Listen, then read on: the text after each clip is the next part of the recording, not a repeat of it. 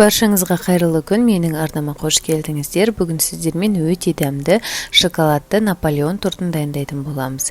Ең алдымен ыдысқа ұнды және де какаоны саламыз. Үстінен тоңазытқыштан шыққан сары майды алып, осылай үкіштің үлкен жерімен өткізіп алатын боламыз. Бұны маргаринмен алмастырсаңыз болады. Барлығын міне өткізіп болдық. Енді осылай видеода көрсетілгендей қолымызбен осылай басып, үйкелеп бір-біріне кішкене біріктіріп алатын боламыз. Міне көріп тұрғандарыңыздай барлығын жақсылап араластырып, осылай біріктіріп алдым. Ал енді басқа ыдысқа осылай бір жұмыртқамызды алып, үстінен 6 немесе 9% уксусты қосып, тұзды саламыз. Жақсылап араластырып алатын боламыз. Ал енді салқын мұздай суды құйып, жақсылап осылай біркелкі етіп араластырып аламыз. Барлығын жақсылап араластырып болғаннан соң ыдысымызға құйып, осылай араластырып, қамырымызды илеп алатын боламыз. Қамыр бізде жұмсақ болып шығады. Осылай жақсылап араластырамыз. Міне қамырымыз дайын. Енді қалтаға салып, шамамен 1-1,5 сағаттай уақытқа тоңазытқышқа салып қоятын боламыз. Біздің қамырымыз кішкене қатуы қажет. Ол уақытта кремді дайындаймыз. Ол үшін сүтті осылай газге ысытуға қоямыз. Және де 3 жұмыртқаның сарысын салып, 1 жұмыртқаны бүтіндей салатын боламыз. Үстінен қантты және де ұнды, жүгері крахмалын салып, жақсылап араластырамыз. Біркелкі масса болған кезде біздің сүтімізді осылай үстінен аз-аздан құю арқылы жақсылап араластырып аламыз. Бұл біздің жұмыртқамыз пісіп қалмас үшін осылай аз-аздан құйып араластыратын боламыз.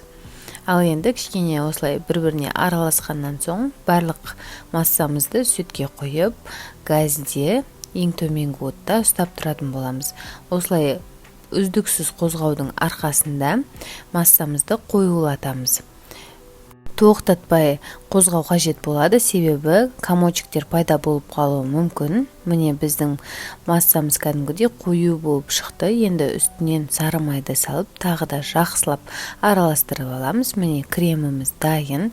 Енді басқа ыдысқа құйып, бетін жауып, бірінші бөлме температурасында, одан кейін тоңазытқышқа салып, салқындатып алсақ болады. Бетін міндетті түрде жабу қажет. Міне дәл осылай қалдырып қоямыз. Ол уақытта біз қамырларымызды, корждарымызды пісіріп алатын боламыз. Ең алдымен осылай бірнеше бөліктерге бөлеміз. 10 немесе 12, 14 бөлікке бөлсеңіз болады. Ол өзіңіздің қалауыңызша. Осылай ешқандай қолмен домалатудың қажеті жоқ. Дәл осы күйінде кәдімгідей пергамент қағазына салып, жайып, пісіре беретін боламыз.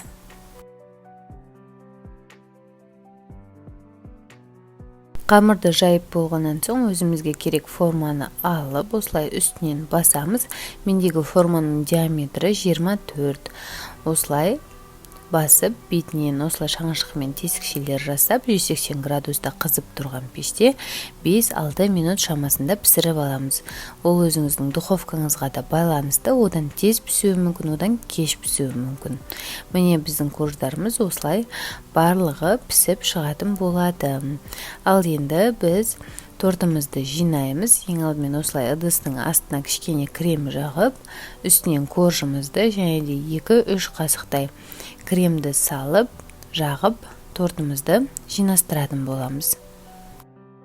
2-3 корждан соң бетін кішкене қолымызбен ауыртпалық түсіріп, осылай басып алатын боламыз.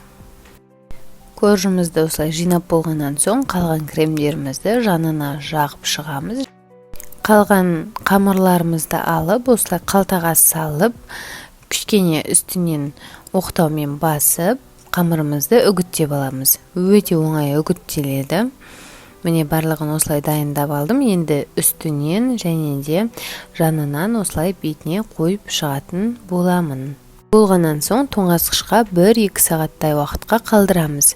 Негізі бір түнге қалдыратын болсаңыз, кремі сіңіп өте әдемі болып шығады. Мен сіздерге бұл 1 сағаттан кейінгі кесілген түрін көрсетіп жатырмын. Соның өзінде тортымыз өте дәмді, керемет болып шықты.